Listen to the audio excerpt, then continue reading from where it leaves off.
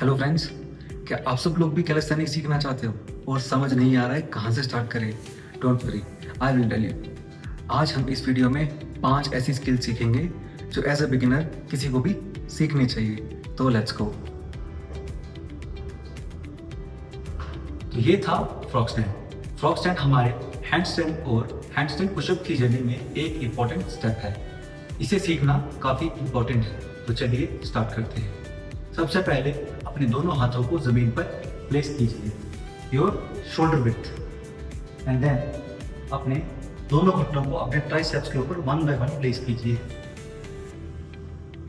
और शफल कीजिए।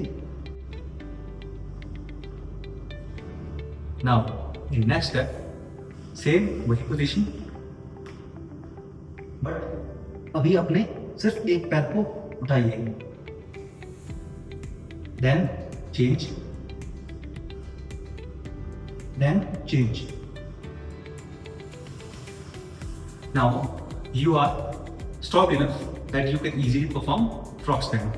तो चलिए, take your attempt one by one. पहले एक, फिर दूसरा। So ऐसे आप फ्रॉग स्टैंड सीख सकते हैं। Exercise number 2। एक्सरसाइज नंबर 2 में हम सीखेंगे pike pushups. Pike pushups because pike pushups हमारे शोल्डर का एक स्ट्रॉन्ग पिलर है, क्योंकि पाइक पुशअप्स हमारे शोल्डर को ये सिखाता है कैसे हमें अपने शोल्डर्स पर वेट को कंट्रोल करना है और उसे लिफ्ट करना है। तो चलिए सीखते हैं पाइक पुशअप।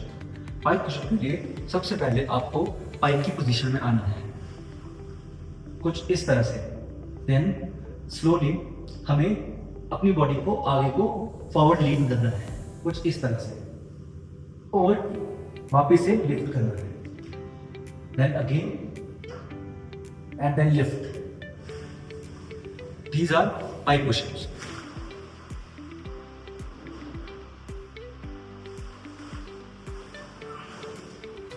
तो ये था हैंड स्टैंड।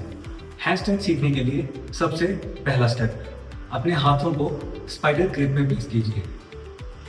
स्टेप नंबर 2 में हमें सीखना है कि कैसे हम अपने हाथों को ज़मीन पर रखकर अपनी बॉडी को बैलेंस कर सकते हैं। तो उसके लिए हमें इस्तेमाल करना है वॉल का। तो हमें दीवार की तरफ पील करके खड़ा हो जाना है और अपने दोनों हाथों को ज़मीन पर प्लेस करना है और वन बाय वन अपने टांगों को दीवार पर लेकर जाना है, कुछ इस तरह से। नाउ अपने हाथों को दीवार के और क्लोज लेकर जाइए। नाउ आपको अपने पैरों को वन बाय वन शफल करना है। नेक्स्ट स्टेप में हमें सेम उसी पोजीशन में आना है और शफल करते हुए हमें अपने हाथों पर बैलेंस मिलने की कोशिश करनी है। जैसे ही आपको बैलेंस मिल जाता है तो इसे जमीन पर ट्राई करें।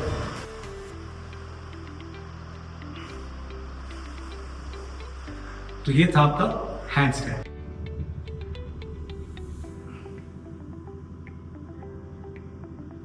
तो ये था एल्बो लीवर।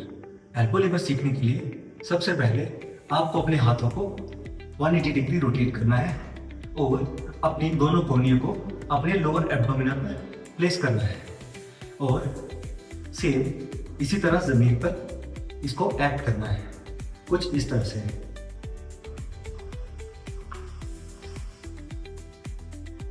और वन बाय वन अपने टांगों को उठाना है, शफल करना है। Now with time you can easily gain the strength and उसके बाद आपको अपनी दोनों टांगों को स्ट्रैडल रखकर ये ट्राई करना है, इस तरह से।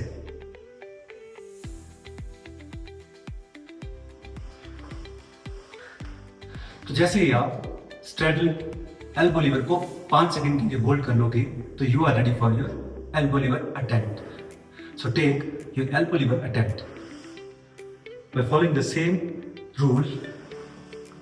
Place your both elbows on your lower abdominal and you will be ready with your elbow lever.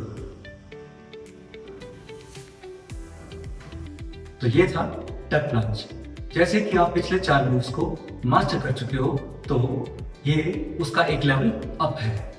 इसे सीखने के लिए सबसे पहले आप अपने हाथों को 45 डिग्री रोटेट कीजिए और शोल्डर ब्लेड पर जमीन पे प्लेस कीजिए। नाउ अपनी आर्म्स को रोटेट करना है और फॉरवर्ड लीन करना है। नाउ वन बाय वन अपनी टांगों को उठाना है, कुछ इस तरह से।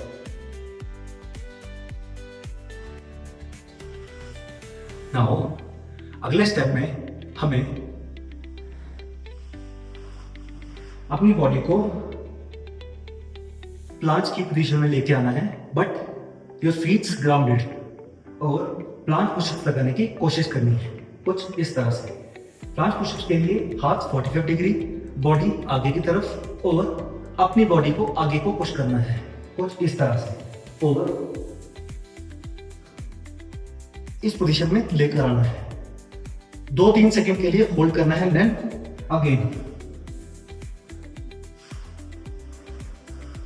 अगले स्टेप में हमें प्लांट स्नेच करनी है, position same,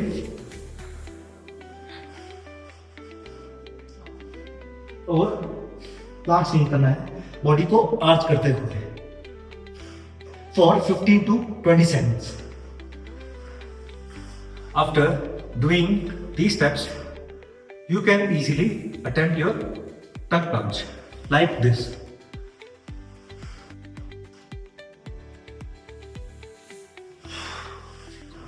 So this was your tuck plunge. Thank you. ये थे हमारे 5 स्किल्स जो आपको एज अ बिगिनर सीखने हैं। ऐसी ही और वीडियोस के लिए मेरे चैनल को सब्सक्राइब कीजिए। Thank you.